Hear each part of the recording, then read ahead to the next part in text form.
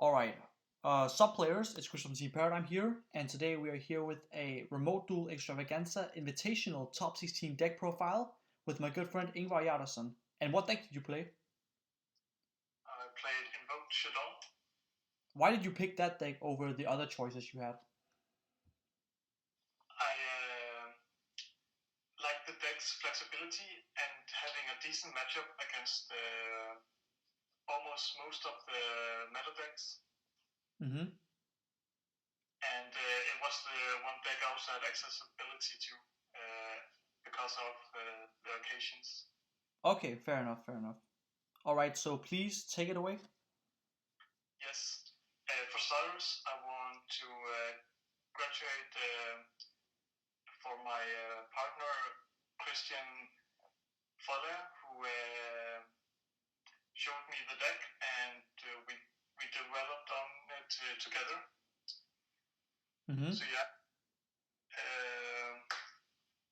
3 Alistair, of course. Yeah, pretty stable. And then for the Shaddoll monsters, we play 8, which are 2 Skumata, a Hedgehog, 1 Beast, 1 Dragon, 2 Wendy, and Ariel. Mm-hmm. We kept it at a somewhat high count, but not too high, and the flexibility of the amount by being 2 Skumata, wanting to draw those, and Wendy as in your starting hand was reasonable for the amount. Then also played a small Dogmatica engine, where for the monsters, 1 Ecclesia and Fleur-de-Lis. Yep.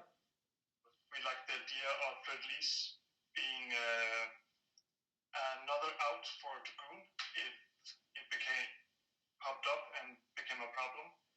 And also just nice, it's a light target and can also enable Anaconda plays. And then for the handcuffs, we played the 3 Nibiru and 3 Gamma and Driver. No Ash in the main? Yeah, they are. We chose these because these were the most high impact against most of the meta decks, which we were afraid of, and especially them being light was a great contributor for doing Shaddoll plays. And it also works to make Macabre. And yeah, that too, if something popped up which stopped from making Artemis.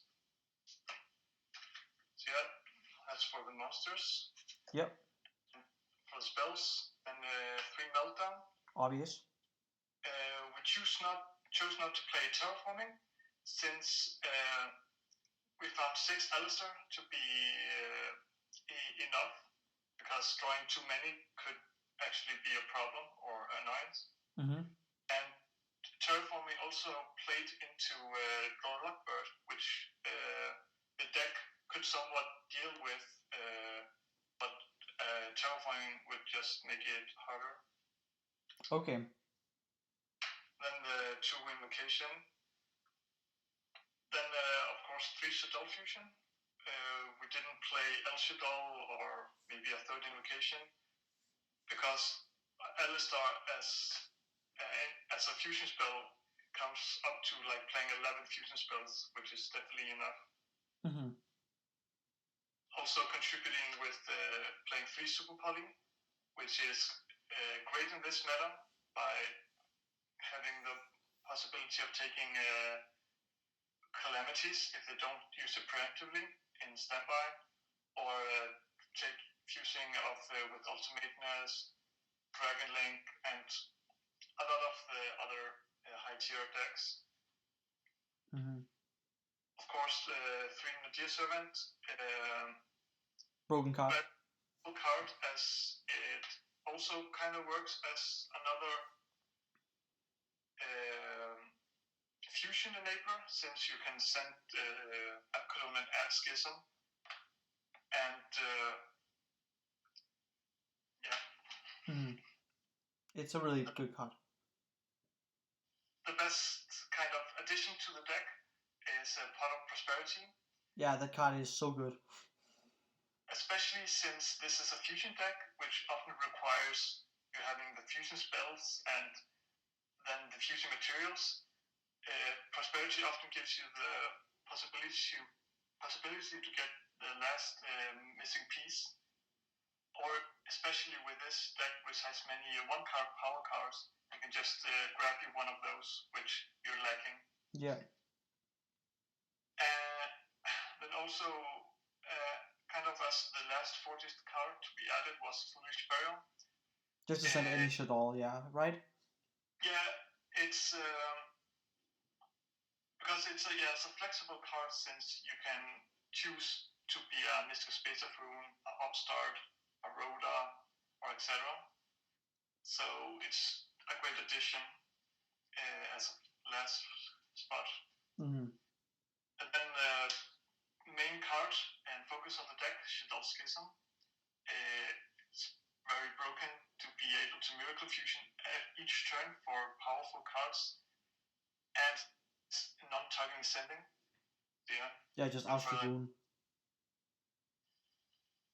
And then we also still included one Dogmatic Punishment as having 3 Dogmatic cards, which adds a bit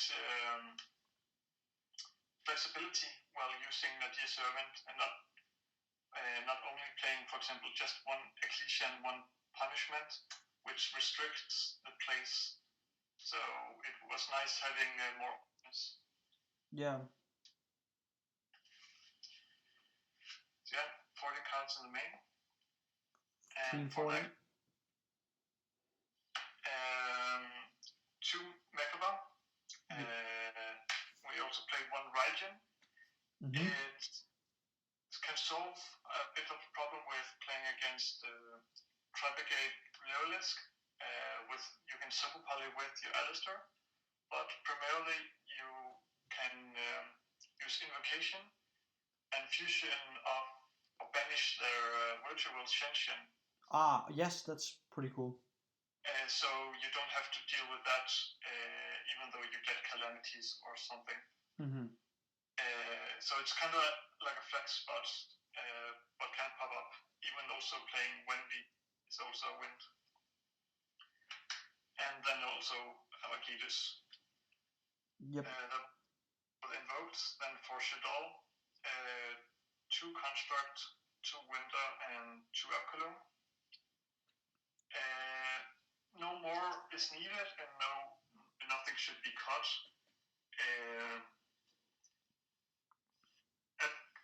Apollon obviously mainly being sent by the Dogmatic Engine, but still very powerful when summoned too, since especially with Meltdown, which is also a key card in this deck, makes that when you fusion summon, your opponent cannot respond on the summon. So yeah, that's pretty good. Apollon can hit or negate some niche cards in those situations. Winter is a prime factor of the deck too, as a floodgate enabler, which just can win some games against some decks. And Construct, also very nice card, especially like if you play against light decks as Elvish. Construct is good to have at 2. Yes. And also, since playing a lot of light hand traps, you often can make it at the beginning and send Schism, and then link Construct away to add Schism with Construct. Mm-hmm. Then playing 1 Entes for the punishment, yeah. Punishment, and occasionally Nadir Servant. Starving Venom for Super Poly, for against like Dragon Link, but also especially with Anaconda, because some people forget it has another effect that you can target one card your opponent control and change its type, and that itself makes it super poly. How often did that come up? It never came up in the tournament. I just super polyed that field. I remember one with just him having 2 darks. Mm-hmm. But Alejandra can too just send super super poly Shaddoll fusion, and if they have extra deck monster, then you send from the deck too. So, but it does put the restriction on not summoning more of the rest of the turn. But it comes up. Yeah. Gravity controller to link away the Shaddoll monsters, and Artemis for the Invoked engine. All right, pretty cool. Yeah, and pretty standard for the extra deck too. The side that was somewhat unique. For starters, we played 3 Ash. Why 3 Ash in the side deck? Because usually you don't see that. Yes, we weren't a big fan of specific hand traps, like, for example, Lancia, which only worked on specific decks, like Virtual World, Dinosaur, and Tri-Brigade, and some more. Well, Ash, you could often side in against everything, and against rogue decks, you can take like something like Nibiru, which often can be dead. Just trade that out for Ash, and it still it is one of the best hand traps. Which against Tri-Brigade, you can just negate the Simorgh Sovereignty, and it pops up at times. Then another powerful card, we chose to play Dragon Luna More. This is kind of an excuse again, instead of playing Droll Lockbird, because in Drytron they can have outs as Cold Grave, Instant Fusion, and other cards, while Dragon Luna More just secures you when you see it, you win, and you can draw it for your turn as well in a 6-card hand. Plus, against other decks like Dragon Link, where Droll is bad, Dragon Luna More works, and Tri-Brigade Lurlisk, also a deck where maybe Droll doesn't in fact influence the combo, then Dragon Luna More secures that. Yeah. Then we also have a lot of backrow hate, consisting of 3 Lightning Storm, 1 Harvest Feather Duster, and 2 Eagle Match. Okay. With the addition of also playing Prosperity, it increases the likelihood of seeing these cards. And yeah, I think this is pretty standard. We prioritize the 1 Lightning Storm over a 3rd Evilly, as it's pretty nice to actually have a battle phase, and it definitely clear all the back row, instead where with Evilly they can just keep 1 floodgate, which maybe disrupts you. Okay.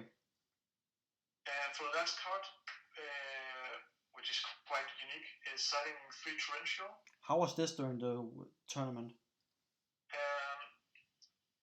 The main focus of the card was to side it when going first and second against Virtual World, which is one of the deck's hardest matchup.